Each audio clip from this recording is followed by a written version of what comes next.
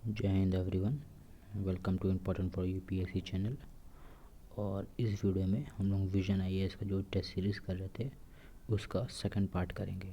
ठीक है, तो जो पिछले वाला पार्ट था उसमें काफ़ी इम्पोर्टेंट क्वेश्चन हम लोग डिस्कस किए थे और इस पार्ट में हम लोग उसको कंटिन्यू करेंगे। ठीक है, तो देखिए सबसे पहले हम लोग देखते हैं क्वेश्चन को।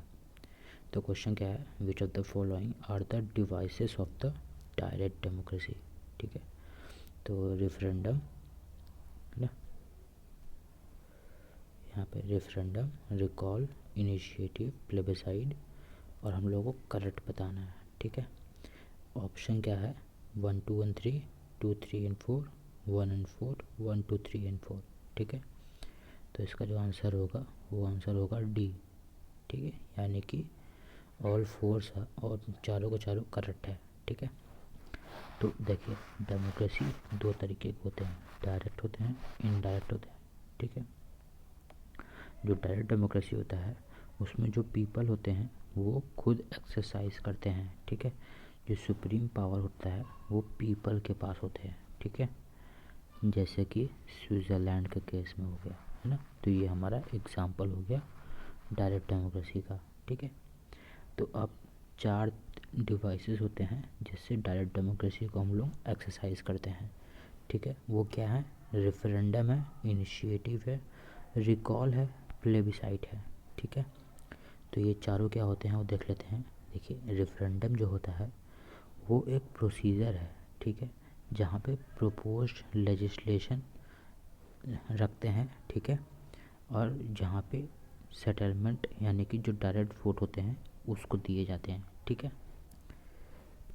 इनिशिएटिव क्या होता है, ये एक मेथड है।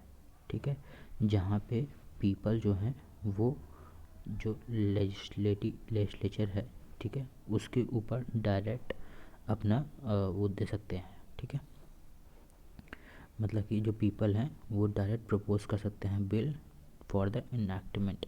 ठीक है, रिकॉल क्या होता है, रिकॉल का मतलब होता है method by means of which the voters can remove a representative or an officer before the expiry of his term। ठीक है, when he fails to discharge his duties properly। ठीक है, मतलब कि कोई ऑफिसर है अगर वो अपना ड्यूटीज़ अच्छे से नहीं कर रहा है तो उसको रिमूव करने का पावर जो वोटर्स हैं उनके पास हो उसको रिकॉल कहेंगे।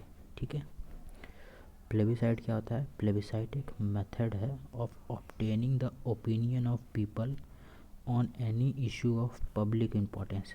ठीक है, it is generally use to solve territorial dispute, है ना, तो ये प्लेबिसाइड होता है। ठीक है, देखिए नेक्स्ट हम लोग देखते हैं, नेक्स्ट क्या है, देखिए which of the following, consider the following, written constitution, division of power between national and state government, integrated judiciary, flexible constitution. ठीक है, और हमसे क्या पूछा है कि फेडरल फीचर क्या है कॉन्स्टिट्यूशन का।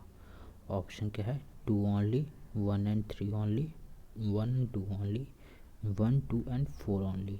ठीक है, तो इसका जो आंसर है होगा वो क्या होगा 3, यानी कि 1 एंड 2 ओनली, यानी कि रिटन कॉन्स्टिट्यूशन है और division of power between national and state government है। ठीक है, ये दोनों क्यों नहीं है वो देखते हैं। देखिए dual citizenship is not an essential feature of the federal polity. ठीक है, मतलब कि जो फेडरल नेचर होता है उसमें डुअल सिटीजनशिप नहीं आता। ठीक है, ये आप याद रखेंगे। In some federal countries like India there is single citizenship.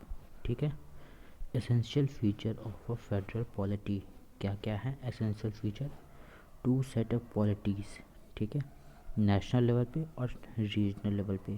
ठीक है, फेडरल होने के लिए 2 पॉलिटीज़ होंगे। ठीक है, रिटन कॉन्स्टिट्यूशन होगा और वो रिटन कॉन्स्टिट्यूशन डिफाइन करेगा नेशनल लेवल को और रीजनल लेवल को। ठीक है, रिजिड कॉन्स्टिट्यूशन होगा। ठीक है, बार बार इसको चेंज नहीं कर सकते, है ना, तभी तो फेडरल पॉलिटी होगा वो, है ना। सुप्रीमेसी ऑफ द कॉन्स्टिट्यूशन, ठीक है, कॉन्स्टिट्यूशन सुप्रीम होगा। ठीक है, इंडिपेंडेंट जुडिशरी, ये इंडिपेंडेंट जुडिशरी भी आपका फेडरल पॉलिटी में आएगा, ठीक है। यहाँ पे क्या दिया है, इंटीग्रेटेड जुडिशरी, इसीलिए ये चीज़ गलत है। इंडिपेंडेंट जुडिशरी होता तो सही होता, ठीक है। बाई कैमरल लेजिस्लेचर, है ना, ये भी फेडरल पॉलिटी में आता है। By cameral legislature, division of power between national and regional government, ठीक है। तो ये तो यही पॉइंट हो गया, सेट ऑफ पॉलिटीज़ में ही आ गया, है ना। तो ये हो गया हमारा सेकंड क्वेश्चन, ठीक है।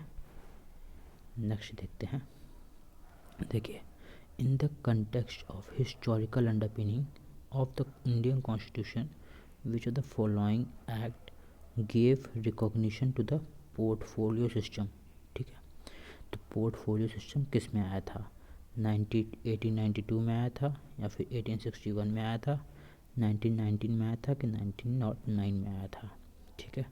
तो इसका करेक्ट आंसर है बी, यानी कि 1861 में आया था, है ना। After the great revolt of 1857, British government felt the necessity of seeking the cooperation of Indians in the administration of their country, ठीक है। 1857 का जो रिवोल्ट हुआ था, उसके बाद ब्रिटिश गवर्नमेंट को लगा कि इंडियंस को भी हम उनके कंट्री में कॉरपोरेशन के लिए अलाउ कर सकते हैं, ना। In pursuance of this policy of association 3 acts were enacted by the British parliament, ठीक है, 1861, 92 और 1909, ठीक है। The Indian council act of 1861 is an important landmark in the constitutional and political history of India, ठीक है। अब इस act के क्या क्या फीचर्स हैं वो भी देख लेते हैं, ठीक है। हम लोग कुछ भी छोड़ के नहीं जाएंगे, इसमें हम सब करेंगे, है ना। तो फीचर क्या है, सब इम्पॉर्टेंट है, आप इसको बस सुनते रहिए, आपको याद हो जाएगा। It made the beginning of the representative institution by associating Indians with the law making process, ठीक है। इंडियंस को लॉ मेकिंग प्रोसेस में इंक्लूड करने का शुरुआत किए थे लोग, ठीक है। It thus provided that viceroy should nominate some Indians as non official members, ठीक है। जो वाइसरॉय होगा वो कुछ इंडियंस को नॉन ऑफिशियल मेंबर की तरह अपॉइंट करेगा, ठीक है, नॉमिनेट करेगा, है ना।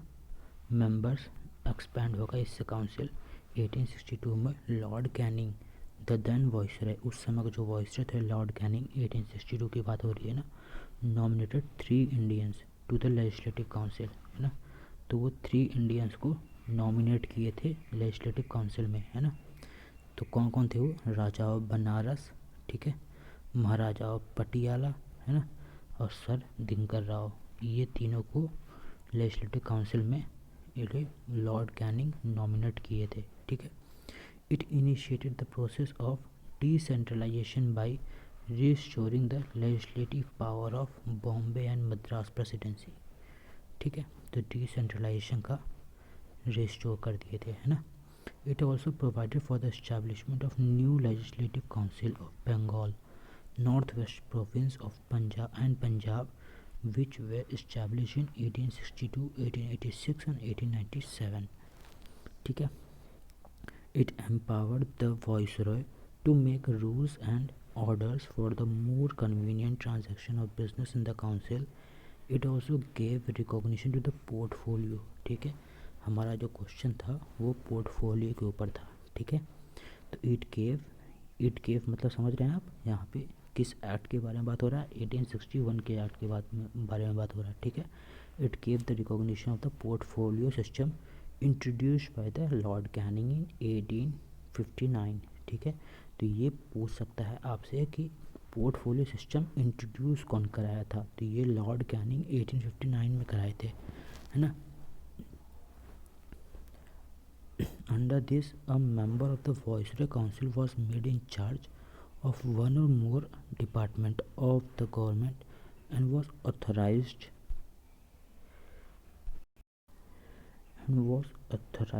to issue final order on behalf of the council on matters of his department, ठीक है। The empowered viceroy to issue ordinance without the occurrence of the legislative council during emergency, ठीक है। तो ये आप बस याद रखेंगे कि जो पोर्टफोलियो का सिस्टम था वो लॉर्ड कैनिंग इंट्रोड्यूस किए थे, ठीक है, 1859, फिर ये इंडियन काउंसिल एक्ट में लाया गया था, है ना। नेक्स्ट क्वेश्चन देखते हैं। कंसिडर्ड, देखिए रिकॉर्डिंग हो रहा है कि नहीं, जी हाँ रिकॉर्डिंग हो रहा है, ठीक है। Consider the following statement regarding amendment procedure of the constitution, ठीक है। तो अमेंडमेंट प्रोसीजर क्या है, तो इसको देख लेते हैं। देखिए, a constitutional amendment bill can not be introduced by a private member of the Lok Sabha. तो ये काफ़ी इम्पोर्टेंट है ना। अब हम लोग देखेंगे इसका आंसर कि ये एक्चुअली गलत है, लेकिन ये स्टेटमेंट काफ़ी इंपॉर्टेंट है कि ये काफ़ी बार एग्जाम में पूछ चुका है ना। Constitution amendment under article 368 can be challenge on the ground of contravene fundamental right, ठीक है। तो ये अभी हम देखते हैं।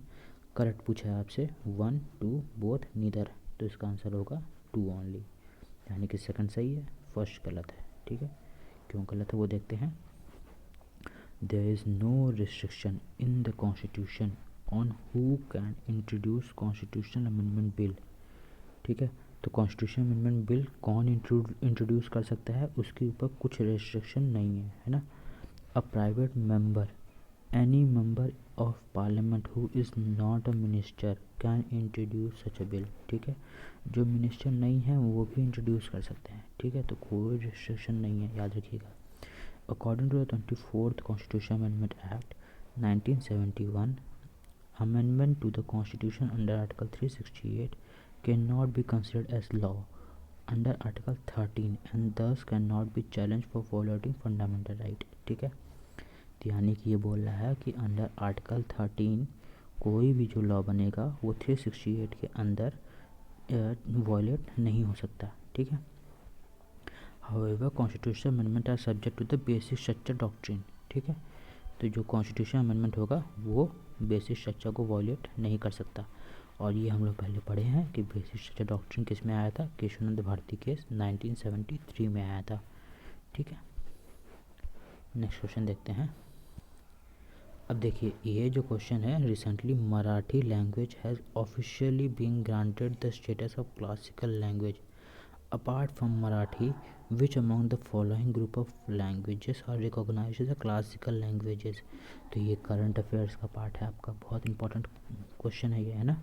इसका आंसर है ए, तमिल, संस्कृत, कन्नड़ा और पाली, ठीक है। Marathi language has officially been granted the status of classical language. It is the official language of Maharashtra and additional official language in the state of Goa. It is one of the 22nd languages of India. The language has evolved from the Maharashtri Prakrit, ठीक है। Other languages with classical status, ठीक है। और कौन कौन से languages हैं classical status में, 6 इंडियन लैंग्वेजेस, नेमली तमिल जिसको 2004 में मिला था, संस्कृत जिसको 2005 में मिला था, तेलुगु और कन्नड़ा जिसको 2008 में मिला था, मलयालम को 2013 में मिला था, ओडिया को 2014 में मिला था। Classical language status was recently approved for Pali, Prakrit, Assamese, Bengali language apart from Marathi, ठीक है।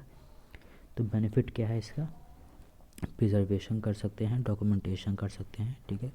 Along with digitalisation of the Asian text, gathering jobs in achieving translation, publishing, digital media, ठीक है। एकेडमिक बेनिफिट के लिए important है, ठीक है। Education ministry provide 2 major annual international award, ठीक है। इसके ऊपर अवार्ड भी दिया जाता है ना। फिर फंडिंग प्रोवाइड कराते हैं, ये सब हो गया, ठीक है। नेक्स्ट क्वेश्चन देखते हैं। अब देखिए, ये जो क्वेश्चन है ये क्या बोल रहा है, directive principle of state policy से रिलेटेड, ठीक है। तो the directive principle of state policy have been useful to India because they remind the authorities under the Indian Union and the basic principle of the new social economic order that the constitution aims to building, ठीक है।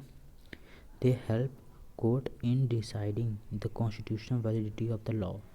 They serve as a common political manifesto irrespective of the political ideology of the ruling party, ठीक है। तो 1 2 1 3 2 3 1 2 1 3 1 2 3 only, ठीक है। तो सारे के सारे जो बेसिक जनरल स्टेटमेंट हैं वो सब दिए गए हैं, तो हमारा जो आंसर होगा वो 1 2 1 3 होगा, है ना। तो अब हम लोग बेसिक को भी देख लेते हैं, जैसे कि डायरेक्टिव प्रिंसिपल जो है इसके पास कोई लीगल राइट नहीं है, ठीक है। क्रिएट नो लीगल रेमेडीज, है ना, are significant and useful the following ways. They are like an instrument of instruction, ये एक इंस्ट्रूमेंट ऑफ इंस्ट्रक्शन की तरह है, जनरल रिकमेंडेशन देता है, ठीक है, अथॉरिटीज़ को, इंडियन यूनियन को, ठीक है। They remind them of basic principle of the new social and economic order, है ना, which the constitution aims at building. They have served a useful beacon light to the court. They have help the court in exercising their power of judicial review, है ना। This is the power to determine the constitutional validity of law, ठीक है। They serve as a crucial test for the performance of government. The people can examine the policies program of the government in light of this constitution declaration, ठीक है। They serve as a common political manifesto. A ruling party, irrespective of political ideology, has to recognize the fact that this principle intend to be guide philosopher, ठीक है। तो basic चीज़ इस पूरे में यही है कि ये एक डायरेक्टिव प्रिंसिपल, एक इंस्ट्रूमेंट ऑफ इंस्ट्रक्शंस है, जिसको जो यूनियन है, जो लॉज हैं इसके ऊपर बनाए जा सकते हैं, ठीक है। जुडिशरी इसके ऊपर वो उसको रिफ़र कर सकती है, लेकिन ये कोई एक लीगल राइट कन्फर्म नहीं करता है इससे, ठीक है। बेसिकली यही है। अब हम लोग नेक्स्ट क्वेश्चन देखते हैं। नेक्स्ट क्वेश्चन क्या है, देखिए, which of the following is not को ध्यान से पढ़िए आप लोग, ठीक है। Not part of the original preamble to the constitution signed in 1949, Republic, sovereign, socialist, secular, ठीक है। करेक्ट बताना है आप लोगों को, 1 and 2 only, 2 and 3 only, 3 and 4 only, 1 and 4 only, ठीक है। तो इसका आंसर होगा 3 and 4, ठीक है। When the preamble was added to the constitution, जब प्रियम्बल को ऐड किया गया था as a constitution, in the constitution, the term socialist secular were not part of it, ठीक है, क्योंकि ये बाद में ऐड किया गया था। The preamble has been amended only once so far, कब हुआ था, 42nd अमेंडमेंट 1976 से, ठीक है। Which laid down 3 new words, ठीक है, 3 नए वर्ड्स को ऐड किए गए थे, सोशलिस्ट, सेकुलर एंड इंटीग्रिटी, ठीक है, प्रियम्बल में, है ना। तो ये देखिए, which of the following was not, फिर से नॉट पूछा है, the member of the drafting committee of the constituent assembly, ठीक है। JB कृपलानी, KM मुंशी, सैयद मोहम्मद सदुल्ला और TT कृष्णमाचारी, ठीक है। तो इसका आंसर होगा ए, JB कृपलानी, है ना। Among the committee of the Constituent Assembly, the most important committee was a drafting committee set up on 29 अगस्त 1947, ठीक है। तो ये वनडे वाले एग्ज़ाम में काफ़ी पूछता है कि ये ड्राफ्टिंग कमेटी कब सेटअप हुआ था, 29 अगस्त 1947, ठीक है। It was this committee that was interested with the task of preparing the draft of the new constitution, ठीक है। तो 7 मेंबर्स हैं, डॉक्टर BR अम्बेडकर जो चेयरमैन थे, एन गोपालस्वामी अयंगर, ठीक है, अल्लादी कृष्ण स्वामी Iyer, KM Munshi, Syed Mohammad Saadulla, N Madhavrao, TT Krishnamachari, ठीक है। Drafting committee, after taking into consideration the proposal of the various committee, was first draft the constitution of India which was published in February 1948. The people of India were given 8 months to discuss the draft and propose amendment, ठीक है। तो ये आप नाम याद रखेंगे, है ना, हो गया। अब देखिए, ये जो क्वेश्चन है इसमें नेशनल इमरजेंसी के बारे में बात हो रहा है, ठीक है। Consider the following statement with reference to the national emergency is declared on the ground of armed rebellion, ठीक है। तो fundamental rights under Article 19 are automatically suspended. President can suspend right to move to the court of the enforcement of certain fundamental right, ठीक है। Correct पूछा है, 1 only, 2 only, both, none, ठीक है। तो इसका आंसर होगा बी, यानी कि सेकंड स्टेटमेंट सही है, फर्स्ट गलत है। तो क्यों गलत है वो भी देख लेते हैं। देखिए, जो आर्टिकल 19 है ना, not suspended during emergency declared on the grounds of armed rebellion, ठीक है। यहाँ पे बोला है ऑटोमेटिकली सस्पेंडेड, यहाँ पे क्या बोला है, नॉट सस्पेंडेड, ठीक है। तो ये 44th कॉन्स्टिट्यूशन अमेंडमेंट से ऐड किया गया था, ठीक है। सस्पेंशन ओनली इन वॉर और एक्सटर्नल अग्रेशन, ठीक है। मतलब जो आर्टिकल 19 है वो आर्म रिबेलियन के केस में सस्पेंड नहीं होगा, लेकिन एक्सटर्नल और वॉर अग्रेशन के केस में सस्पेंड हो जाएगा, ठीक है। ये ऐड हुआ था 42nd अमेंडमेंट से 1978 में, ठीक है। Article 359 president can suspend the right to move court for enforcement of fundamental right except article 2021, ठीक है। तो ये भी जो हमारा ऐड हुआ था 44th अमेंडमेंट से हुआ था, है ना। अब देखिए ये जो क्वेश्चन है ये भी है करंट अफेयर से। India has recently submitted the 4th biennial report update report to the United Nation framework convention on climate change, ठीक है। As per the report arrange the following sector in descending order based on the contribution to greenhouse gas emission, ठीक है। तो ये हम लोग को descending order में सेट करना है ना। Agriculture, waste, industrial process, energy correct बताना है। 1 2 3 4 4 1 3 2 2 3 1 4 4 3 1 2। तो इसका आंसर है बी, यानी कि 4 1 3 2। 4 क्या है एनर्जी, 1 क्या है एग्रीकल्चर और 3 क्या है इंडस्ट्रियल प्रोसेस और 2 क्या है वेस्ट, ठीक है। तो देखिए under the UNFCCC developing countries are obliged to submit detailed report on the effort of to climate change, ठीक है। This report part of obligation under the Paris Climate Agreement is called biennial update report, ठीक है। BUR short form में। India submitted it's 4th BUR 4th है, ठीक है, UNFCCC, ठीक है।